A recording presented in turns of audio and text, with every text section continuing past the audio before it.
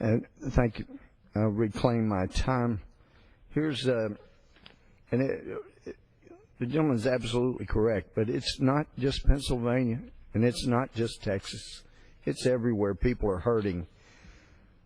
My friends across the aisle in the last hour had commented about Republicans wanting a shutdown. We don't want a shutdown. We don't. Ted Cruz does not want a shutdown.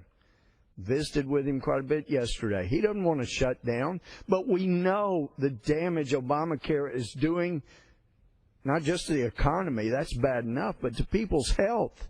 I've got, here's an email, and we've got so many of them just in the short time I have, trying to decide which ones to provide. This one from Katie says, I just got notice my health care coverage options and costs will be changed. They will send out the info next month. I'm one of the 26,000 part-time Home Depot employees whose hours were cut back to never exceed 29 per week. We used to do the 6-week thing. They would schedule us for 35 to 39 hours per week for 5 weeks, then cut us back in the 6th week to 25, and so then back up again. Now it's always going to be less than 29 hours per week. I'm scared to death to see what the rate changes will be, probably way more than I make, but my doctor of 9 years is retiring this month. She is only 46, an amazingly exceptional family practice practitioner. Says she'll grow a garden and herd goats, but she won't be a contributing member of the insanity. She is an Indian Hindu, born and raised in Canada. She came to Texas because of the messed up state-run medical care in Canada. So, insurance, not the same. Losing the doctor. Here's one from Sandra. My wife has a bone disease and is always in severe pain. We see a specialist in Longview, Texas. This specialist travels from Dallas, 110 miles away, and practices here a couple of days a week. But since Obamacare, he has said he can no longer afford to have 2 practices so far apart, and will have to close his Longview practice, and he may just retire early.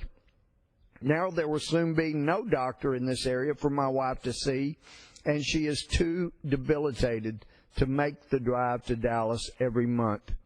We're not sure what to do.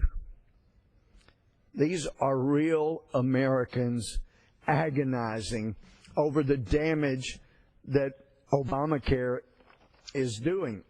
And I can't bring myself to call it the Affordable Care Act because it isn't. Here's one from a widow that lives in East Texas. Joy. She says, I'm losing my insurance, which I've had for over 30 years. So obviously so much for if you like your insurance, you can keep it.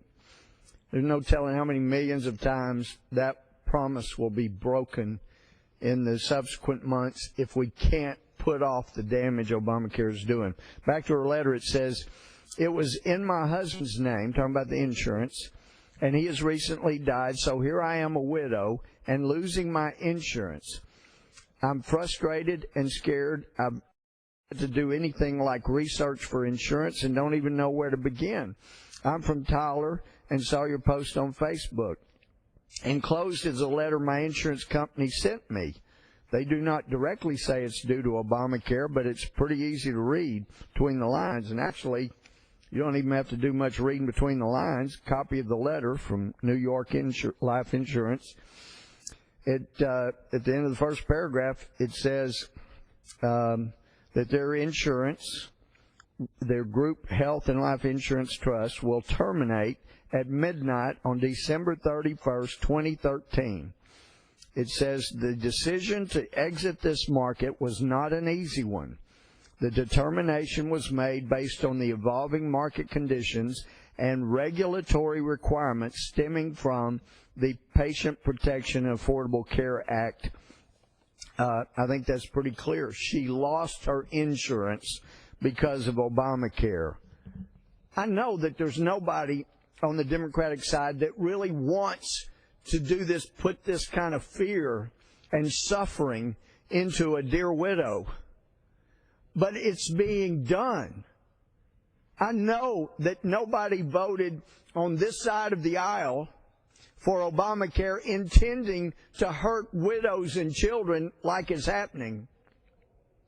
But it's happening, and now that it's happening, it is absolutely incorrigible if my friends do not help us help those that are being hurt by at least postponing this disastrous, hurtful Obamacare. Here's another. On Tuesday of last week, my 89-year-old mother-in-law fell and broke her hip. Her doctor gave her only 50% chance of survival, but survive she did.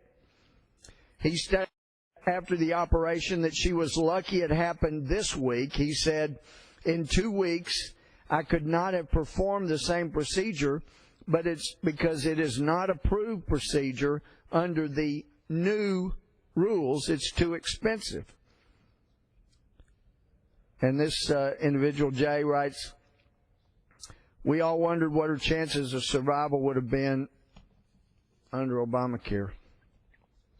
Oh, she'll have insurance, but we're already hearing from people that they've been told they better get the procedure now, because if they wait, it's not going to be covered, because the Obamacare board apparently thinks if you're of a certain age, then maybe you don't need or deserve a pacemaker or back surgery. Here's another that's from an employer, or not an employer, but I work for a commercial electrical contractor who's been in business in East Texas for over 30 years.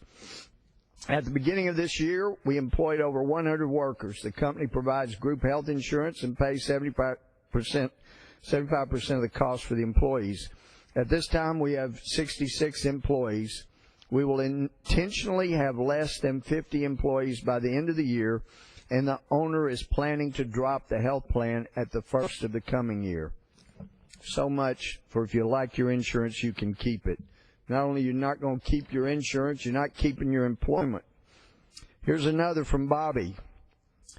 With the health mandate looming, his college, where he teaches, determined that adjunct professors could no longer teach 4 classes per semester because the time for prep teaching would require them provide health insurance. So he has been dropped from class maximum to 3. I didn't expect the health insurance from college, but the mandate has now dictated my workload. It dictated less work. So how does he make it? Here's one. I'm a 56-year-old single woman with no children, and I've been stuck as part of a time toll collector for Harris County since the passage of Obamacare. For nearly 4 years, I only work 72 hours every 2 weeks with no benefits whatsoever. Last year, the county commissioner stated they will no longer hire full-time employees. I have $39 left for groceries. Once mortgage payment and bills are paid, Obamacare will destroy me. Here's another from Charles. I recently applied for a job in Tyler at a new restaurant. At my interview, I asked how many hours I could expect. The owner said verbatim, I'm sorry, but because of Obamacare, I cannot afford to hire anyone for more than 30 hours per week. Here's another from Timothy. I am the only one that works in my house. I support a family of 5 and would be considered lower middle class. I just received notice from my employer that I now have to pay an additional $6 per person per month as a surcharge on the new health care law. Also, my premium is going up $60 per month. It's a total of $100 per month, increase of about $1,200 per year. I'm basically looking at a 34% increase for nothing. I don't know how I'm going to be able to afford this, as my budget is pretty tight already. Repeal the Affordable Health Care Act, please, because for me it's anything but affordable. Here's another from Rose. 54 years old and have always had health insurance, which I pay for myself. I, too, received a letter telling me that due to this so-called affordable health care, they will not be providing me with continued insurance. I will need to make decisions about what insurance I want, but they have no idea what choices I will have and, of course, no idea what I will be charged, but we're quick to say it will likely be more than I pay now. Thanks a lot, Obamacare. She said, we have no extra income to pay for this. Please stop this from happening to our family and families throughout our country who are having their rights taken away from us. Here's one from Andrea. She sells insurance for State Farm. They partner with Assurant Health for our individual medical plans. Ever since we were forced this monstrosity in the most partisan vote ever, we have seen major changes come from the health insurance policies we were able to offer. Not only is there a noticeable increase in the price, we no longer offer maternity coverage. We no longer offer prescription copay.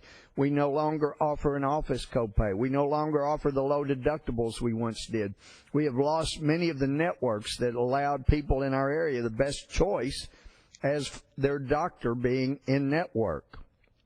Now the premium increases at the renewal are much higher than pre-reforms. Here's another from Melissa. I'm self-employed and I'm already paying for my own health insurance. I received a letter from my insurance provider 3 weeks ago that stated there would be changes in my policy and they would be sending me additional information in the coming months. Based on the estimates I've seen, my monthly insurance costs will go up roughly 136%. Obamacare is damaging real America. We owe it to them to do everything we can to stop it and stop the waivers and exemptions.